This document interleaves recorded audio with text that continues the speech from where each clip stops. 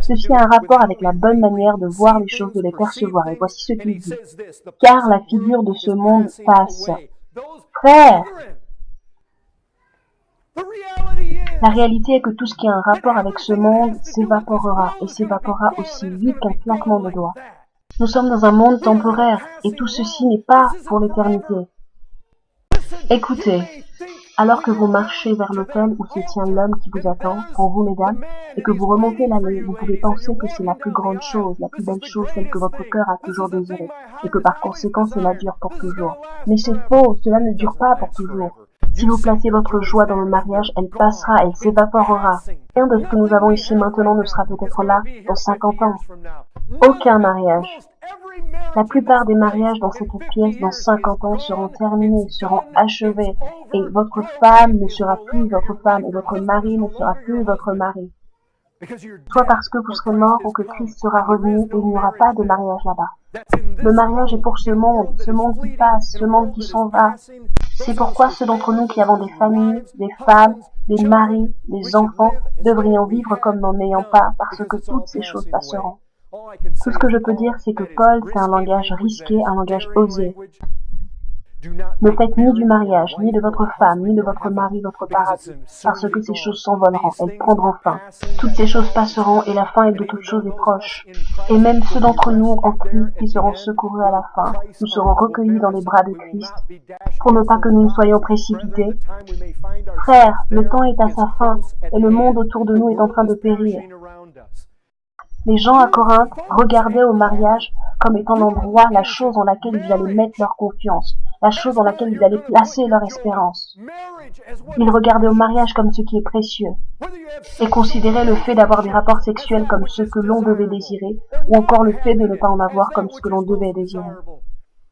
Et Paul leur parle de ce qui est précieux, à savoir le temps, et le temps est court. Et ce monde va passer. Frères, les hommes considèrent les choses précieuses en fonction, en proportion de l'importance qu'ils y accordent.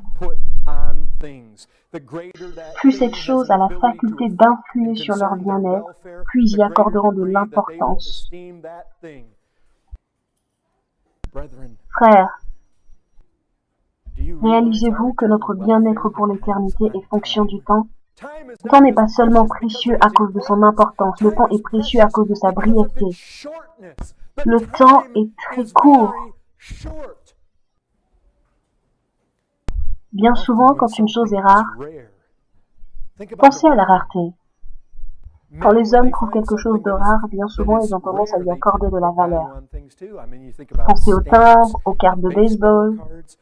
Mais les hommes accordent une valeur toute particulière quand il s'agit de quelque chose sans laquelle ils ne peuvent vivre. Vous vous souvenir du siège de la Samarie par la Syrie, en 2 Rois chapitre 6. Il y avait une grande famine en Samarie. Et vous savez ce qui se passe quand il y a une grande famine? Les prix deviennent anormalement élevés. Verset 25. Il eut une grande famine dans la Samarie et ils la serrèrent tellement qu'une tête d'âne valait 80 cycles d'argent. 80 cycles d'argent. Pourquoi ce qui était inutile dans le passé et ne valait presque rien coûte aussi cher? 80 cycles d'argent. Frères, la question que je vous pose est de savoir, ne devriez-vous pas accorder une grande importance au temps, pour la mesure où votre éternité en dépend, mais surtout que le temps qui vous est imparti est court? Frères, le travail que Jésus-Christ nous appelle à faire est tellement important. Le travail que nous devons faire pour nous préparer pour l'éternité doit être fait dans les temps. Jésus nous a établis pour travailler et il nous a demandé de prier pour les ouvriers dans la moisson, pour aller dans les nations, pour être ses témoins, pour être la lumière du monde, pour être le sel. Voilà ce à quoi il nous a appelés. Et nous avons très peu de temps pour le faire. Le travail est conséquent, le temps est court. Frères, nous devons en avoir conscience. Le temps est court. Le temps est court. Et Paul nous dit ici de ne pas devenir tellement obsédés par un mari, par une femme, que nous oublions la réalité du temps, à savoir qu'il est court. Ne laisse pas une femme t'aveugler quant au fait que tu n'as que très peu de temps dans ce monde. Non seulement le temps que tu passeras avec elle est court, mais aussi le temps que tu devras utiliser pour faire ce que Dieu t'a demandé de faire est court. Le temps est court pour faire ce grand travail que Jésus-Christ a demandé à son Église de faire. C'est pourquoi, si vous êtes marié, rachetez le temps comme si vous n'étiez pas marié. Ne devenez pas tellement préoccupé par un époux ou une épouse. Ou ceux d'entre vous qui n'en avez pas encore, ne devenez pas tellement préoccupés par le fait d'en trouver au point de gâcher votre vie. Ne gaspillez pas votre temps simplement parce que vous êtes marié.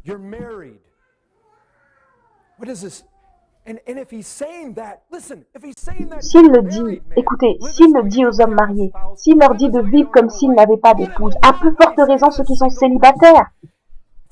Si les mariés doivent vivre comme s'ils ne l'étaient pas, comment devez-vous vivre alors si vous n'êtes pas mariés?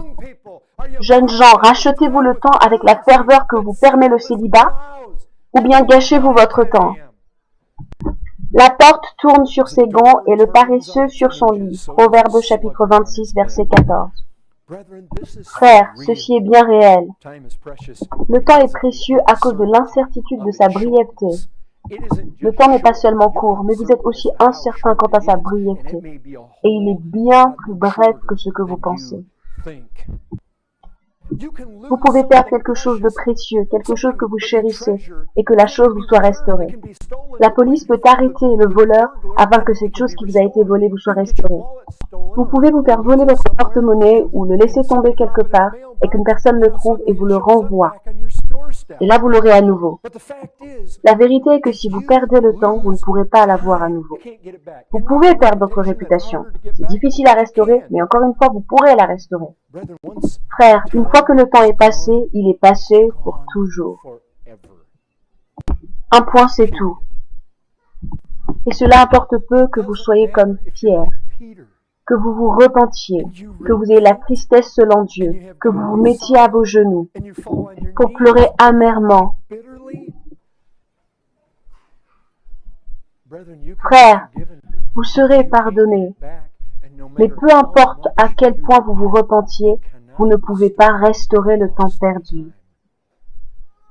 Se repentir, être attristé selon Dieu, pleurer, mais le temps est passé. Vous l'avez gaspillé, alors il est passé, il est perdu. Si vous ne rachetez pas le temps maintenant, vous n'aurez pas d'autre opportunité pour le faire. L'éternité vous attend, et le Seigneur Dieu vous a donné le temps ici, maintenant, pour vous préparer pour l'éternité. Et il ne vous en a pas donné beaucoup, alors ne le gaspillez pas. Ce qui le rend aussi irréel, aussi peu substantiel, n'est pas le fait qu'il ne soit pas réel, parce que le temps est bien réel. C'est le fait que demain, tout puisse s'arrêter, qui rend le temps aussi suspect, tel une ombre, parce que le temps est bien réel.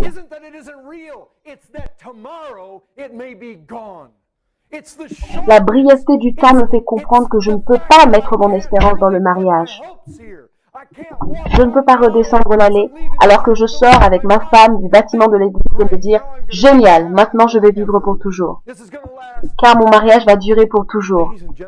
Mesdames et messieurs, personne ne marche sous le ciel pour vivre heureux éternellement. C'est un mythe. Cela ne se passe pas ainsi. Écoutez, voici ce que je vous dis. Voici encore une chose sur le temps que je veux vous dire. Sa fin est certaine. Nous ignorons peut-être combien de temps il nous reste. C'est très incertain de savoir combien de temps nous avons ici sur cette terre. Et nous ne pouvons pas le restaurer une fois qu'il est passé, mais nous en connaissons la fin. Sa fin est certaine, et sa fin c'est le jugement. La mort arrive, l'enfer se meut. Mesdames et messieurs, nous sommes pris dans une rivière qui est beaucoup plus puissante que nous ne le sommes, qui nous emporte, et il y a des chutes à la fin. Je veux vous dire que seuls ceux qui sont en Jésus-Christ seront sauvés de la destruction qu'il y a au fond de ces chutes. L'heure approche, le temps est court, et nous vivons dans nos maisons, dans nos vacances, dans toutes nos choses fantaisistes. Frères, laissez-moi vous dire que Vous arrivez au cœur même de ce que cela signifie pour un homme que de vivre comme s'il n'était pas marié alors qu'il l'est. À quoi cela ressemble-t-il? Et avec quoi cela a-t-il un rapport? Je pense que cela a un rapport avec le fait de placer ta joie, ton espérance, ton paradis, ta gloire dans un époux, une épouse, dans une relation sur cette terre, car toutes ces choses passeront, ce n'est que de l'ombre. Au contraire, place ton espérance au ciel. Autre chose urgente pour nous est de savoir de ne pas permettre au mariage de nous empêcher de chercher premièrement le royaume des cieux. Ne permettez pas que ce soit ainsi. Ne permettez pas au mariage de devenir un piège. Oui, Marie, aimez vos femmes, c'est la vérité. Pourvoyez aux besoins de vos maisons. Ce sont là de bonnes choses. Mais hommes, femmes, nous avons encore cette parole dans Luc chapitre 14, verset 20. Un autre dit, je viens de me marier et c'est pourquoi je ne puis aller. Frères, vous savez, une des manières de vivre est de dire que nous n'avons pas de femme quand le Seigneur nous dit viens. Quand le Seigneur dit viens, ne soyez pas comme cet insensé qui a répondu je viens de me marier et c'est pourquoi je ne puis aller. Frères, quand le Seigneur nous appelle, nous devons venir comme si nous n'avions pas de femme. N'aimez pas vos femmes plus que Christ. Si quelqu'un vient à moi, et s'il ne hait pas son père, sa mère, sa femme, ses enfants, ses frères et ses sœurs, et même sa propre vie, il ne peut être mon disciple. Luc 14, verset 26. Frères, Jésus-Christ nous appelle à un engagement et à une dévotion absolue envers lui. Jésus est Seigneur, Christ est Roi, et il n'est pas venu pour marchander, débattre, négocier ce point. Le temps est court, votre vie est brève, votre temps lui appartient, votre vie lui appartient, car vous avez été rachetés à grand prix. Il n'est pas venu marchander pour te dire « Je suis d'accord avec le fait que tu serves ta femme et non moi, qu'elle te conduise où elle veut. » Il est venu et dit « J'ai tout droit sur ta vie. Tous les droits, parce que j'en suis l'auteur. Tous les droits. Offre-moi ta vie comme un sacrifice. Je veux ton amour, je veux ton affection, je veux tout. » Frère, je veux vous dire ceci. Ne laissez ni votre mari, ni votre femme vous empêcher d'amasser les trésors au ciel. N'amassez pas des trésors sur la terre. Regardez, j'imagine que cela soulève un autre point.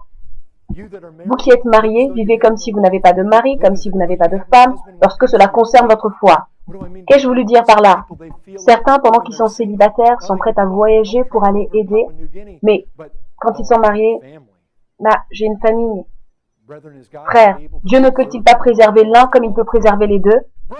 Frère, nous avons vu un aperçu de l'œuvre de Dieu ici à San Antonio. Mais qui sait s'il n'y a pas un refroidissement ici?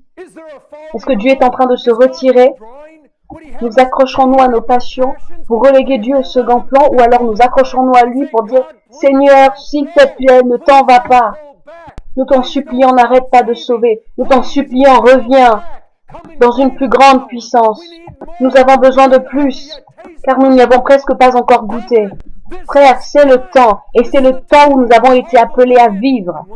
Et une certitude à ce sujet, nous avons besoin de Dieu dans ce temps si nous voulons accomplir quoi que ce soit.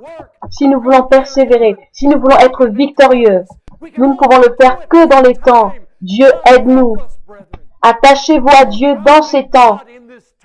Marchez avec lui, parlez-lui, plaidez avec lui. Accrochez-vous à lui. Le temps passera. Dans très peu de temps, il passera. Frère, c'est notre temps. Nous n'avons aucune garantie quant à demain. C'est aujourd'hui notre temps.